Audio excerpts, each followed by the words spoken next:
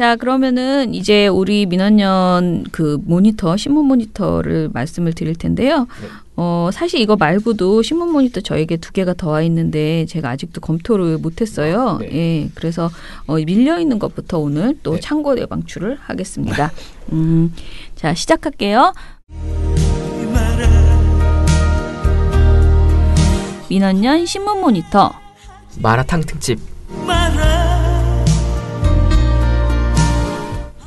마라탕? 예. 그게 뭐야? 마라탕 모르십니까? 몰라요. 아 그렇습니까? 아니 요즘에 되게 핫한 음식인데 그 이제 요즘에? 네네.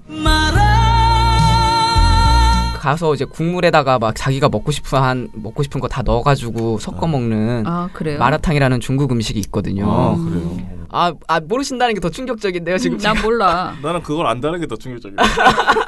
나 왜 진주한테도 들은 것 같은데? 요즘 되게 약간 이 힙한 사람들이 많이 먹는 그래요? 음식으로서 힙한 사람은 누구야? 힙하지 어떤 않아서. 인간이 힙한 거야? 죄송합니다. 힙하지 마라탕 않아서. 먹는 사람들이요. 네. 그렇구나. 네, 그렇든 그런 음식이 있습니다. 네.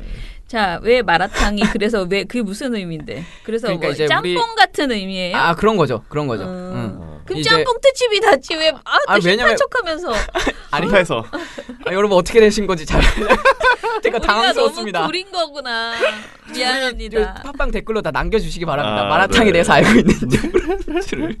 그게 비싼 음식이에요? 비싸진 층은 아니고 어. 요즘에 되게 많이 생기고 있는 음식점이거든요. 그래요? 네, 그래서 하여튼 뭐 짬뽕 같은 음식인데 네. 이게 이제 우리 언론의 어떤 고질적인 문제 중 하나가 자기 입맛대로 약간 이 통계를 고른다든지 뭐 이런 문제가 있잖아요. 자기가 비판하기 위해서 보고서에서 자기가 보고 싶은 부분만 혹은 자기가 끌리는 부분만 이렇게 인용하는 게 약간 마라탕 먹는 것과 비슷해서 이제 제가 가져온 거예요. 근데. 네. 아까 그 이중구 교수가 비판한 조선일보도. 그쵸. 자기가 그런 거죠. 비판하기 위해서 자기가 근거가 될 수 있는 것들을 막 찾아오는 거잖아요. 여기저기서. 네. 뭐 그런 내용을 얘기해드리겠습니다. 자, 저는 이거는 우리가 정말 공을 들여서 열심히 찾았거든요. 아주 저하고 시영 씨하고 네. 콩당콩당 아주 쇼를 했습니다. 이거를 반박하기 위해서. 네. 사실은 애초에 시영 씨가 이제 시영 씨 잘 모르시니까 여러분들 저희 공시영 씨라는 아주 재미있는 인턴이 있습니다. 재미있는 신문 인턴인데요. 네. 네, 굉장히 재미있지 않나요? 이렇게 자기만의 세계에서 굉장히 아카데믹한 이야기들을 많이 아카데믹하긴 합니다. 하십니다. 네. 그런데 이제 이거를 저한테 발제를 해주셨어요.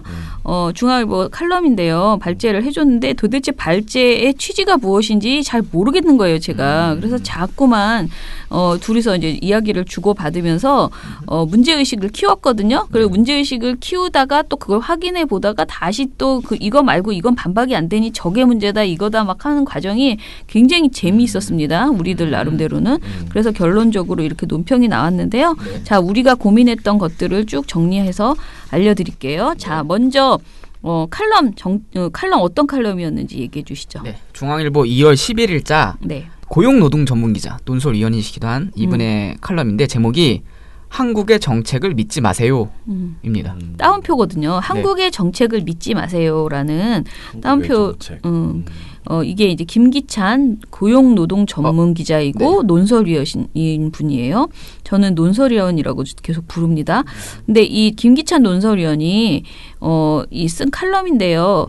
이 칼럼을 빗대 가지고 우리의 보고서 제목도 중앙일보 칼럼을 믿지 마세요라고 지었습니다. 근데 사실 나는 이렇게 깐죽거리는 거 싫어해가지고 좀 이렇게 발표하고 나서 계속 마음이 불편했어요. 그런데 항의는 안 오네. 왜냐하면 자기네들도 한국의 정책을 믿지 마세요 했기 때문에 그런지 항의가 안 오네. 네. 자, 이 칼럼은 이제 그 논설위원 김영 칼럼이에요. 제가 늘 말씀드리지만은 칼럼도 급이 있습니다. 그런데 그냥 외부 칼럼들이 보내는 칼럼은 조금 문제가 있어도요. 우리가 좀 덜 혼냅니다. 왜냐하면 그거는 외부에 자유롭게 쓰는 그 외부 기고가들이 쓰는 글이고요. 물론 그거를 어떤 신문에서 실어줄 때는 나름의 판단을 하고 이제 공론화의 가치가 있다고 해서 실어주긴 하지만은 그거는 외부의 의견일 수 있어요. 그런데 논설위원이 쓰는 칼럼 칼럼은요. 사실 말이 칼럼이지 사설이나 마찬가지예요. 그 신문사의 어떤 논조를 그리고 수준을 보여주는 그런 칼럼입니다. 그렇죠. 그래서 굉장히 중요하게 보이고 이분은 게다가 고용노동 전문 기자예요. 그러니까 그냥 논설위원도 아니죠. 그러니까 굉장히 전문성을 요구하는 이런 분입니다. 그런데 이런 분이 우리가 보기에는 사실상 오보에 가까운 내용을 냈다라고 이렇게 볼 수 있는 거죠. 이 기사의 제목은요. 한국의 정책을 믿지 마세요잖아요. 근데 네. 소제목은 더 나빠요. 세계 경제 포럼 오락가락 한국 정책의 불완전성 경고. 잘못된 경제 레시피에 굼는 시장.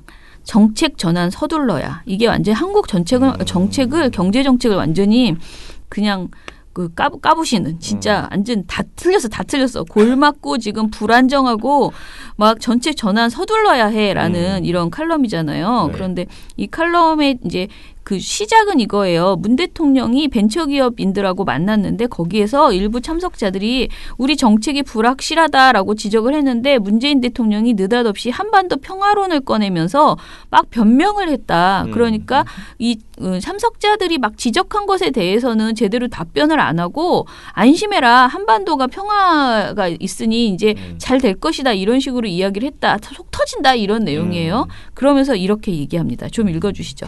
네. 지난해 세계 경제 포럼은 국가별 경쟁력을 항목별로 평가했다.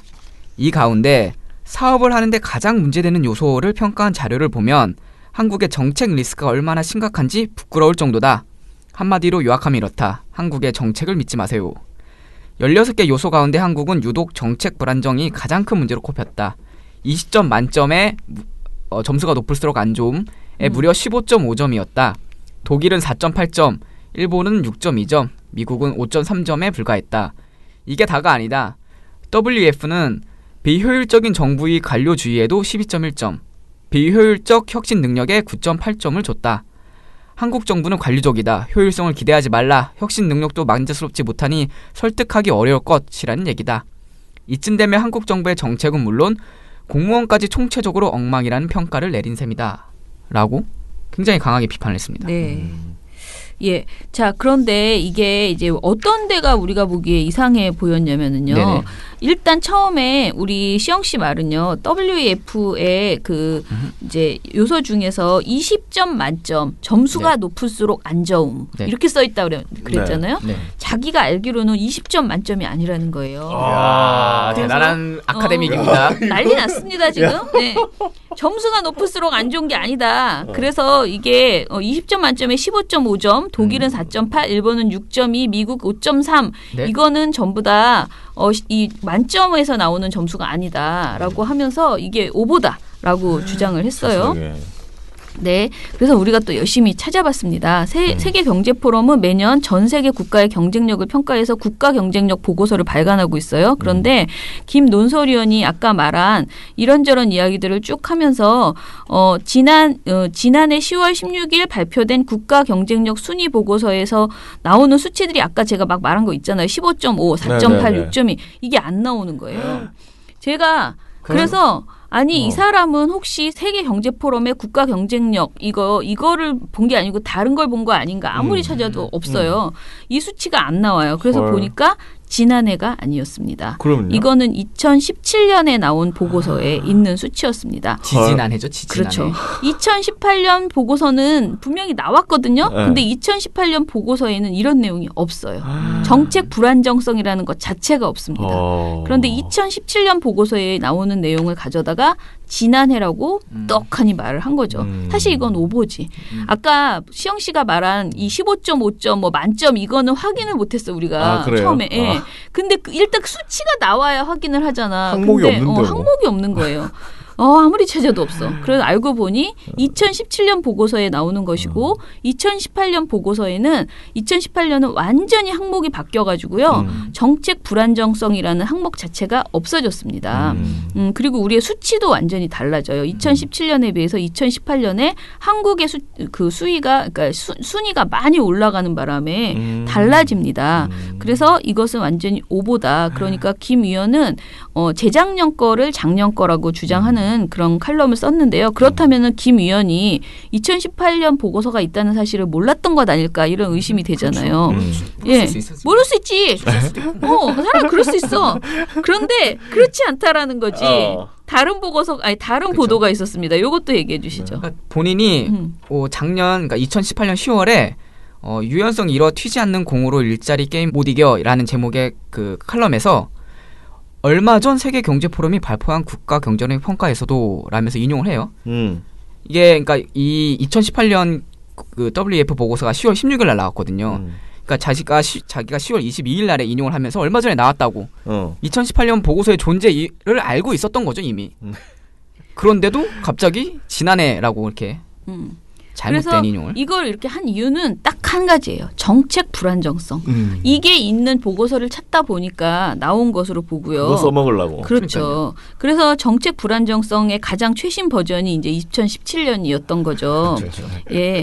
그래서 저희가 생각해서 백보 양보해서 김기창 논설위원은 어차피 WF 보고서 아니냐, 2017이나 18이냐, 뭐 다 그게 그거다라고 생각할 수 있는데 생각하고 썼을 수도 있다라고 생각했는데 문제는 제가 아까 말한 16개 요소 가운데 한국은 유독 정책 불안정성이 큰 문제로 꼽혔다. 20점 만점에 무려 15.5점이다라고 하면서 전 세계 기업가와 경제 경영학자에게 제공돼 참고 자료로 쓰인다지만 세계 10위권의 경제 규모를 자랑하는 한국으로서는 치욕이다라고 말했거든요. 근데 이렇게 치욕이라고 하는 이것이 사실인가를 봤습니다. 그랬더니 두둥 진짜 이 지표가 만점이 20점이 아니었다는 것이었습니다. 아 진짜요? 제가 보기에는 여기서 우리 시영 씨의 천재성이 약간 보였다는. 천재네 천재. 킬링 포인트죠. 킬링 포인트. 찾아냈습니다. 자 뭐냐면은요. 이거를 물어봐요. 사업을 하는데 가장 문제되는 요소는 무엇이라고 보십니까? 라고 물어보는데요. 이 지표가 만점이 아니에요. WEF에서 공개하고 있는 계산법에는 일종의 여러 가지 중에서 당신이 가장 문제라고 생각되는 게 뭐냐라고 해서 체크를 하게 돼 있더라고요. 사업을 하는데 가장 문제되는 요소가 조항이 여러 개가 있어요. 근데 그중에서 제가 아까 말한 정책 불안정성에 대해서 누가 체크를 하잖아요. 그럼 그거를 이렇게 합쳐가지고 퍼센트를 내는 것으로 나와요. 그래서 이게 한마디로 만점에 관한 언급이 없고 정량평가가 아니고 설문조사한 것이고요. WF가 제시한 여러 항목 중 설문자가 가장 문제 있다고 생각하는 항목을 체크를 하면 그것을 점수화한 것입니다. 그래서 만점이 20점이 아니라는 그 증거를 대보자면은 그해 그러니까 2017년 WF 보고서에 실린 대만의 정책 불안정 점수가 20.2입니다. 만점보다 더 높습니다. 그러니까 그래서 그리고 또 하나의 이 김 전문 기자 논설위원회 말 중에서 말이 안 되는 게 우리 한국이 세계 10위권 규모를 자랑하는데 치욕이다라고 했잖아요. 이렇게 네. 우리 점수가 높았던 거. 그런데 심지어는 이 2017년 보고서에서요. 스위스는 1위거든요. 스위스 전체 국가 경쟁력 1위예요. 네. 근데 스위스도 엄청나게 낮은 점수가 있습니다. 높은 점수죠. 비효율적 정부의 관료주의라는 항목에서 19점을 받아요. 그러니까 이거 그러면은 스위스도 치욕적인 일인가요? 그쵸. 그러니까 이게 이 사람 말을 그 나라에서 그 나라의 항목 중에서 아까 말한 비효율적 정부의 관료주의가 스위스의 문제라는 거예요. 그러니까 그 나라에서 그 나라 사람들이 생각하는 문제점을 체크한 거예요. 한국에 있는 사람들한테 특히 이게 기업인들한테 조사하거든요. 그럼 기업인들은 자꾸 그거를 체크를 했던 거예요. 스위스에 있는 기업인들은 비효율적 정부의 관료주의가 문제라고 체크를 했을 뿐이에요. 그렇죠. 이거를 가지고 막 치욕이다 이렇게 그러니까 어떤 현상으로 인식할 수는 있지만은 그죠. 너무 과잉 해석했다라고 볼 수밖에 없다는 것이죠. 객관적인 지표가 아니라 진짜 그냥 그 나라에서 기업하는 사람들의 의견인 거잖아요. 네. 그죠? 그래서 심지어는 중앙일보가 이 국가경쟁력 보고서에 나오는 내용들이 그렇게 중요한 게 아니다, 아주 객관적인 게 아니다라고 말한 적도 있어요. 아, 그래요? 이것도 얘기해 주시죠. 네. 중앙일보가 그 2016년 기사예요. 우간다보다 못한 87위라던 금융순위 넉 달 만에 6위라는 기사를 냈거든요. 이게 뭐냐면 당시에 그 이제 WEF 보고서에서 우리나라 금융 시장 성숙도가 87위라고 발표를 했어요. 근데 이게 우간다보다 낮았던 거예요. 아 진짜. 그런데 IMF에서 금융 발전 지수를 발표했는데 그게 우리나라가 6위가 나온 거예요. 왜 이렇게 차이가 나지? 어허. 라고 자기들도 의문이 돼가지고 이렇게 얘기를 합니다. 매년 9월, 10월 WEF가 내놓는 국가 경쟁력 평가는 기업인에 대한 설문조사를 토대로 작성된다. 이 평가의 한 부분이 금융시장 성숙도 조사에서 각국 기업인이 체감하는 금융 만족도가 반영된다라고 설명하면서 강경호 동국대 경영학과 교수가 설문조사 위주의 WEF 조사보다는 지표를 위주로 하는 IMF 조사가 실제 수준을 더 반영하는 것으로 보인다며 한국이 우간다보다 금융 경쟁력이 떨어진다는 건 현실과 동떨어진다. 라고 덧붙였습니다. 네.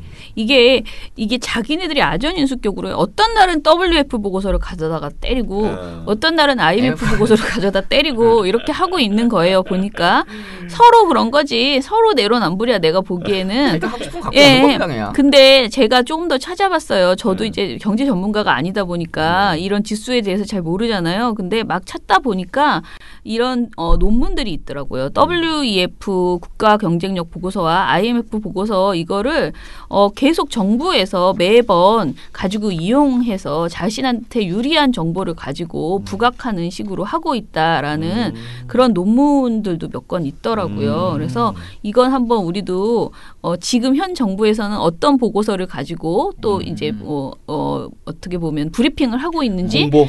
그리고 그거를 언론은 또 어떻게 또 다르게 또 지적하고 있는지 이것도 한번 살펴볼 만합니다. 자, 어찌됐든 제가 말씀드리고 싶은 것은 WEF 보고서가 뭐 부정확하다라는 게 아니에요. 지금 이 중앙일보 논설위원이 가져다가 강조한 것과는 좀 다른 맥락의 보고서였다라는 것을 말씀을 드린 거죠. 아니 뭐 인용을 해도 이상하게 인용을 해요. 그죠. 엉망진창이에요. 네.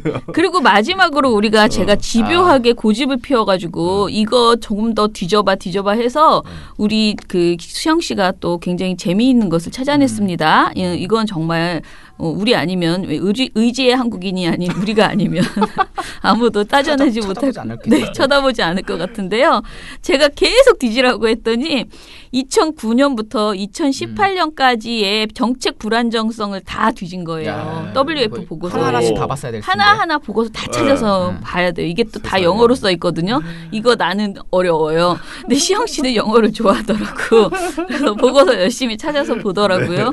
네, 그런데 보니까 너무나 황당한 것이 2017년에 그 정책 불안정성이라는 것이 우리가 유난히 높았던 것도 아니라는 거죠. 그렇죠. 정책 불안정성이 언제 더 높았더냐. 박근혜 정부 때였다라는 것이죠. 물론 2017년 지표도요. 사실은 2016년 그러니까 말에 조사하는 것으로 보여요. 이게. 그렇죠. 예, 그래서 2017년 지표가 높은 것도 지금 가져다 쓰는 게 말이 안 돼. 이거 문재인 정부가 5월에 탄생을 했잖아요. 5월에 시작했어요. 그러니까요. 그런데 그래도 2017년 버전은 15.5점이었잖아요. 네. 그런데 2016년, 15년, 14년이 더 높아요. 네, 요거를 좀 정리해 주시죠. 사실 저는 이명박 때부터 그러니까 2009년부터 쭉 한번 그냥 읽어드릴게요. 네. 2009년에 16점이었어요. 16.7점. 2010년에 15.2, 16.7, 18.3, 15.2 이렇게 하다가 2014년 박근혜 정권이 들어서고 나서는 18.0, 15년에 17.3, 16년에 19.2. 점점 높아졌어요. 근데 사실 17년에 15.5예요. 그러니까 너무 웃기죠. 그러니까 이거 보면서 웃기는 게 그 이명박이 뭐 비즈니스 플랜들이 막 열심히 했잖아요. 그러니까. 이명박이 이렇게 사기꾼이라는 걸 여기서도 알 수 있었습니다. 지금 자기의 어떤 자기 정부의 기조도 제대로 하지 못했던. 아니 그게 아니고 나는 오히려 우리 기업인들은 늘 너무 불안한가 보다 이런 생각이 들었어. 어떤 정권이 들어서도 늘 불안한가 보다. 정책 불안해라고 계속. 뭐 기업 프렌들리 뭐 그러지 않았어요? 그러니까 비즈니스 플랜들이요. 그 전에 정부에서 계속. 네. 그런데도 마치 그 문재인 정권 들어서서 정책 불안정성 때문에 막 기업이 못하는 것처럼 이렇게 기사를. 그때 이런 기사를 썼어야지. 1년 전에. 그러니까요. 이명박 때 썼어야지. 확인해봐야 되나? 치욕이다 이렇게 썼어야지. 그러니까. 그래서 우리가 말한 거는 이 설문조사 기간이 대략적으로 2월에서 6월까지라고 얘기를 하고 있거든요. 그러면은 2017년은 우리 이제 문재인 정부는 지금 5월쯤에 들어섰잖아요. 그렇죠. 그러니까 조금 애매하긴 하지만 어쨌든 오히려 낮아졌다. 15.5점으로 전해에는 19.2%나 됐다라는 기대를 했다고 볼 수도 있죠. 오히려 더. 예, 말씀드려야겠습니다. 그래서 결론은 이 김기찬 논설위원회 이 보고서 인용 칼럼은 사실 큰 문제가 아니고 어떻게 보면 작은 실수일 수도 있어요. 그렇지만은 남을 공격하기 위해서 문재인 대통령을 까기 위해서 어쩌다 가져가지고 막 정확하지도 않은 내용을 가져다가 저는 이게 굉장히 실수가 아니고 머리를 잔뜩 많이 쓴 행동이 아닐까라는 생각이. 예. 결론적으로 망한 보고서, 망한 칼럼. 그러니까 이게 마라탕이라는 겁니다. 이게 자기가 먹고 싶은 거를 가져오는 거거든요. 마라탕이. 약간 그래서 자기 입맛에 맞는 것들을 골라서 비판을 하는. 그리고 정말 기분 나쁜 거는 이 칼럼의 결론이거든요. 네. 이렇게 자기가 가지고 오고 싶은 것을 가져다가 뭐라고 결론을 냈는지 좀 읽어볼까요? 네. 질 좋은 노동력 같은 훌륭한 재료가 있으면 뭐하나. 나오는 레시피마다 이념형 실험용이니 맛에 대한 기대는 애당초 접어야 할 판이다. 급격한 최저임금 인상 같은 레시피로 조리한 걸 먹고 곳곳에서 탈이 난다. 그런데도 건강, 맛과는 상관없는 고무줄처럼 질긴 요리법만 나온다. 바꿔달라는 항변에 그게 옳다는 강변만 돌아온다.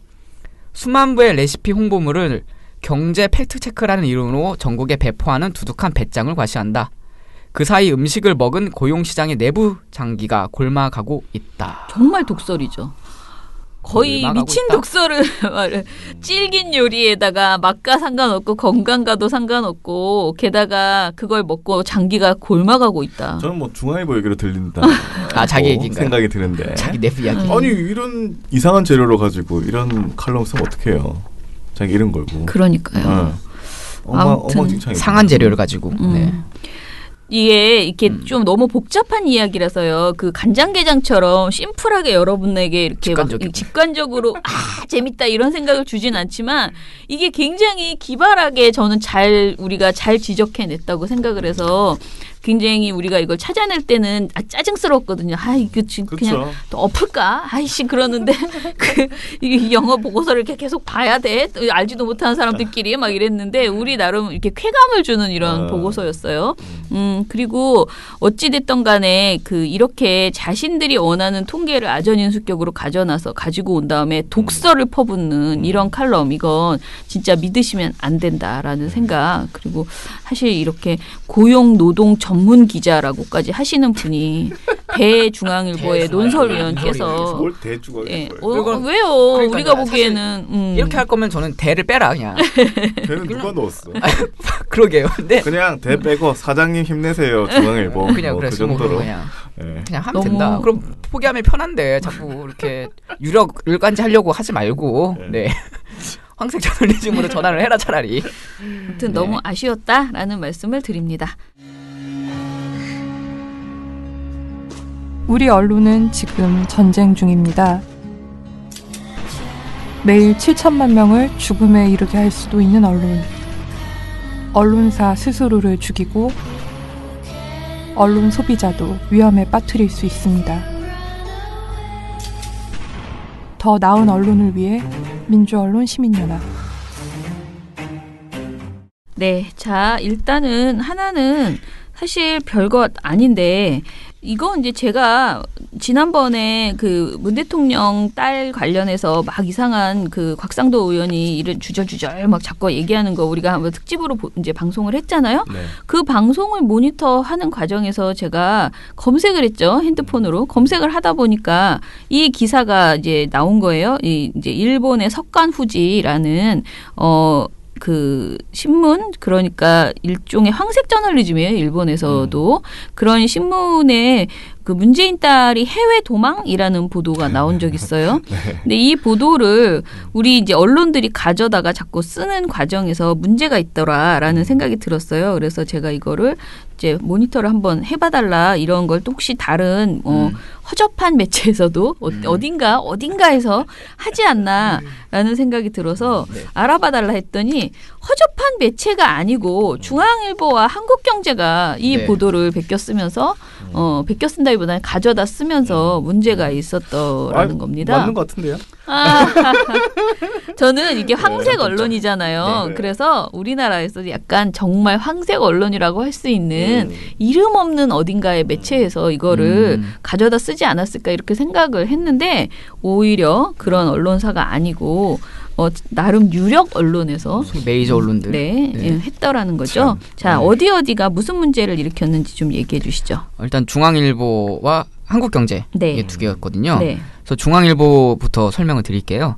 중앙일보 2월 7일 온라인 기사에서 문 대통령 딸 해외 도망, 일본 신문 보도에 한국 온라인 들썩이라고 보도를 했습니다. 네.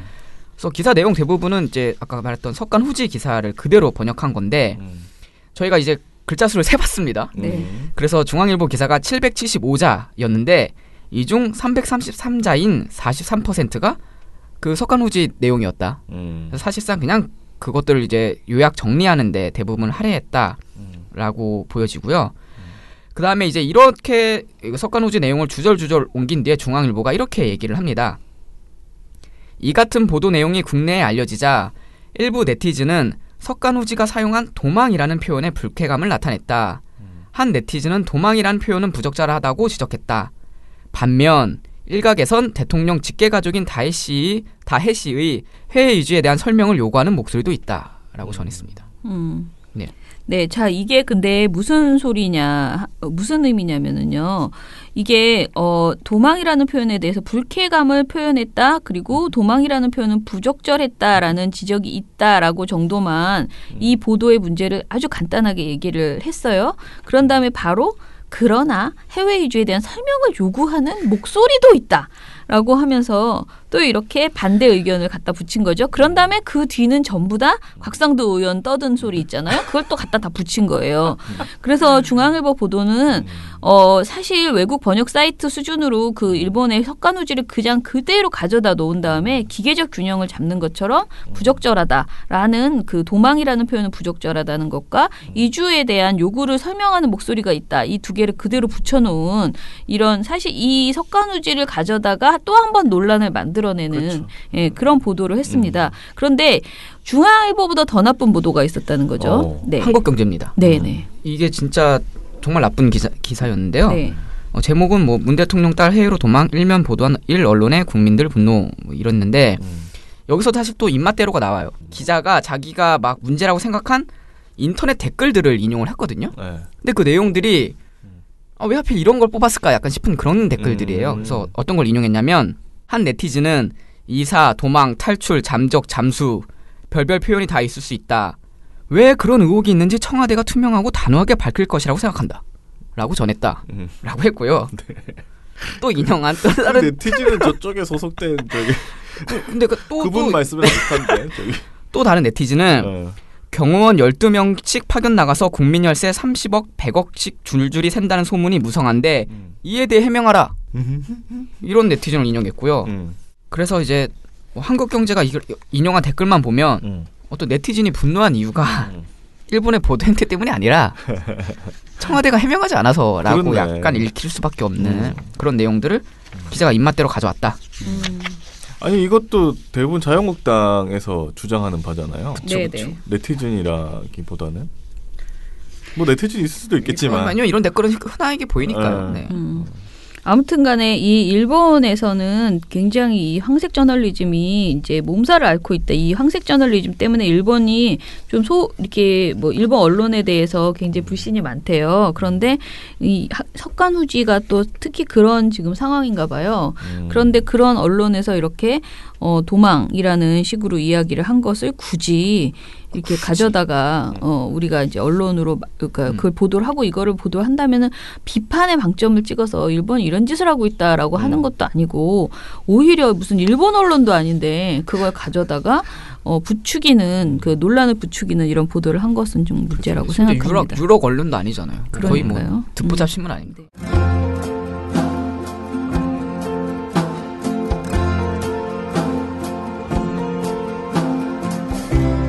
민원연을 만난 후 하루의 시작이 달라졌습니다. 처음으로 언론에 기대하기 시작했고 우리는 용감한 시민이 되었습니다.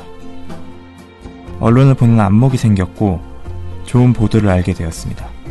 그리고 실제로 언론이 바뀌고 있습니다. 나는 민원연 회원입니다. 세상에 없던 시민단체 민주언론 시민연합